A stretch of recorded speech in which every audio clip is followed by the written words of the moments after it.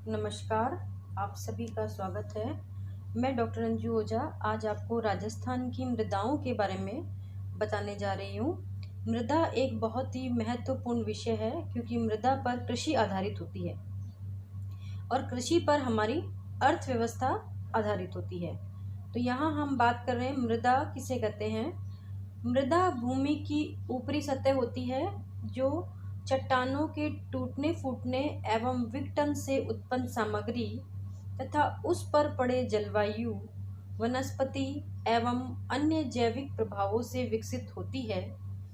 यह एक अनवरत प्रक्रिया का प्रतिफल होती है जो भूगर्भिक युगों में होती रही है। यानी मृदा क्या होती है? भूमि की ऊपरी सतह होती है जो कि चट्टानों के टूट फूट से और जलवायु के और वनस्पति के सहयोग से बनती है और लगातार होने वाली ये प्रक्रिया है और इसके निर्माण में काफ़ी समय लगता है। मूलतः मृदा की प्रकृति उस मूल शैल की संरचना पर निर्भर करती है। यानी जो मूल शैल होगी उसकी संरचना पर मृदा निर्भर करेगी कि मूल शैल कैसी है, आग्नेय है, अवसादी है या कायंत्र चट्टान है, उस पर निर्भर करेगी जिसके विखंडन से उसकी उत्पत्ति हुई है। यानी जिस मूल चट्टान के विखंडन से उसकी उत्पत्ति हुई है उसी पर मृदा की संरचना या प्रकृति जो है निर्भर करती है। किंतु इस लंबी प्रक्रिया में अनेक भौतिक एवं रासायनिक परिवर्तन होते हैं। साथ ही उसमें जीवाश्म एवं वनस्पति अंश सम्मिलित होकर उसे एक निश्चित स्वरूप प्रदान कर देते हैं और ये एक लगातार लंबी प्रक्रिया है जिसमें अनेक भौतिक रासायनिक कारक जो होते हैं, जीवाश्म, वनस्पति सभी सम्मिलित होकर एक अलग ही रूप उसको प्रदान कर देते हैं। तब होता है मृदा का निर्माण। मृदा की सतह प्राय 30 से 40 सेंटीमीटर मानी जाती है, किंतु यह 150 सेंटीमीटर या इससे भी अधिक गहराई तक हो सकती है। जो मूलतः मानी जाती है सतह वो 30 से 40 सेंटीमीटर मानी जाती है, लेकिन 150 सेंटीमीटर तक भी कहीं कहीं मृदाएं पाई जाती है। मृदा पौधों की वृद्धि का एक प्राकृतिक माध्यम है तथा मृदा की उत्पादकता ही क्षेत्रीय कृषि विकास का एक आधार होता है। अब हम बात कर रहे हैं मृदा के प्रकार की कि मृदा के कितने प्रकार होते हैं। तो राजस्थान में मूलतः रूप से जो मृदा पाई जाती है वो इस प्रकार है। नंबर 1 जलोढ़ तथा कछारी मृदा। नंबर 2 लाल और पीली मृदा। नंबर 3 लाल लोमी मृदा। नंबर 4 लाल और काली मृदा। नंबर 5 मध्यम प्रकार की काली मृदा। नंबर 6 भूरी रेतीली मृदा और नंबर 7 रेतीली मृदा। तो ये मुख्य रूप से 7 प्रकार की मृदा राजस्थान में पाई जा रही है। अब हम बात कर रहे हैं नंबर 1 जलोढ़ तथा कछारी मृदा।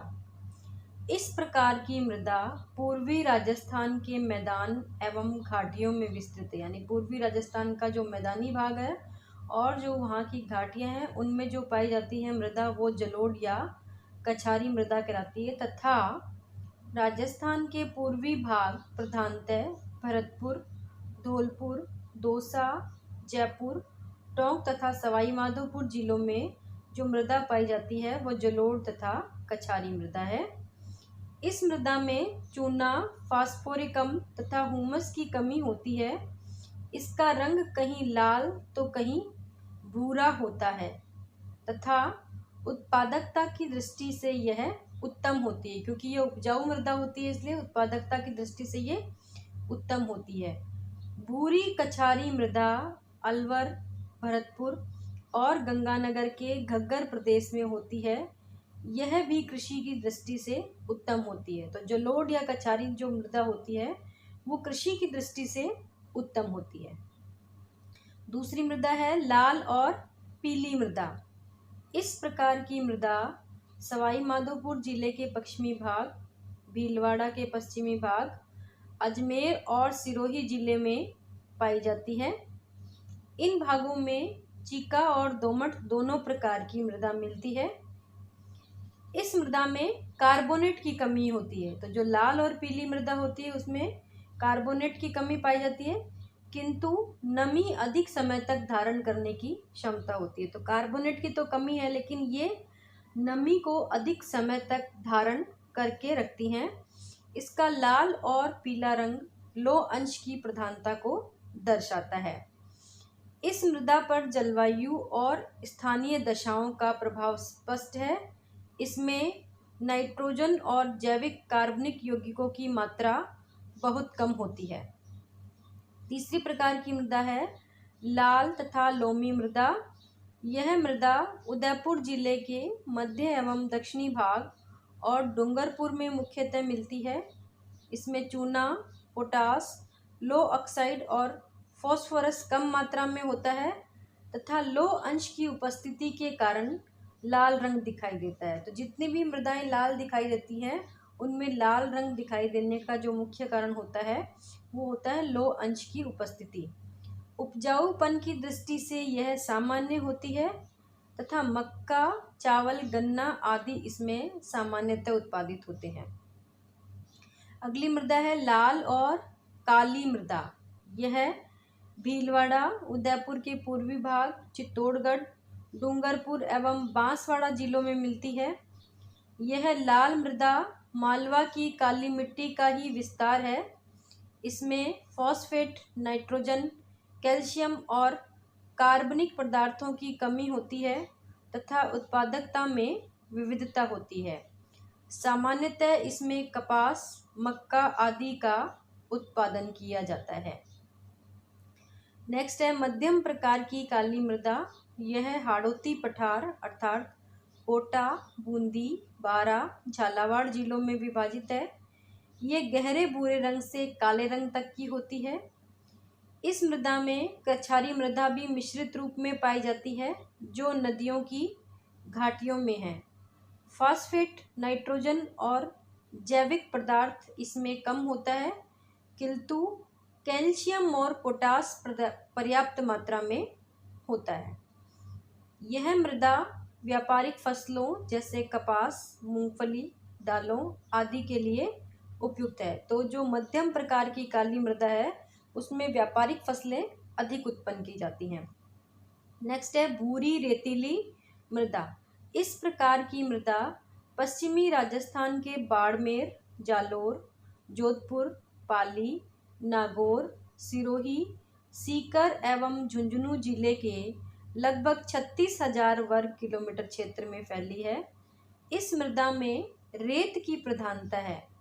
इसमें फॉस्फेट की भी मात्रा पर्याप्त होती है और पानी उपलब्ध होने पर अच्छी फसल देती है। यानी भूरी रेतीली मृदा में यदि पानी उपलब्ध हो जाए तो फसल अच्छी होगी और यदि पानी उपलब्ध ना हो तो फसल अच्छी नहीं हो सकती। नेक्स्ट है रेतीली मृदा। यह थार के मरुस्थल में विस्तारित है। संपूर्ण पश्चिमी राजस्थान रेतीली मृदा और रेत के टीलों से युक्त है। यह वायु प्रवाह द्वारा जमा की गई है और हवाओं के साथ वर्तमान में भी स्थानांतरित होती रहती है। इसमें पीली, भूरी, बलुई, चिक्का मृदा भी उपस्थित रहती है। इस मृदा के 4 वर्ग हैं। यानी रेतीली मृदा के राजस्थान में 4 वर्ग पाए जाते हैं। नंबर 1 है रेतीली बालू मृदा जो कि पाई जाती है गंगानगर, बीकानेर, चूरू, जोधपुर, जैसलमेर, बाड़मेर और झुंझुनू जिलों में। दूसरी है लाल रेतीली मृदा। ये पाई जाती है नागौर, जोधपुर, पाली, जालोर, चूरू और झुंझुनू जिले में। तीसरी है पीली भूरी रेतीली मृदा। ये पाई जाती है नागौर और पाली जिलों में। चौथी है खारी मृदा।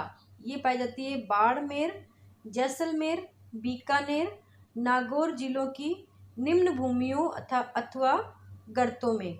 तो इस तरह से राजस्थान में ये मिट्टियाँ पाई जाती हैं और इनके प्रकार हैं जो कि हमारी कृषि के लिए बड़ी ही उत्तम होती हैं। इसी के साथ यह विषय यहीं पर समाप्त होता है। अंत में आप सभी का धन्यवाद।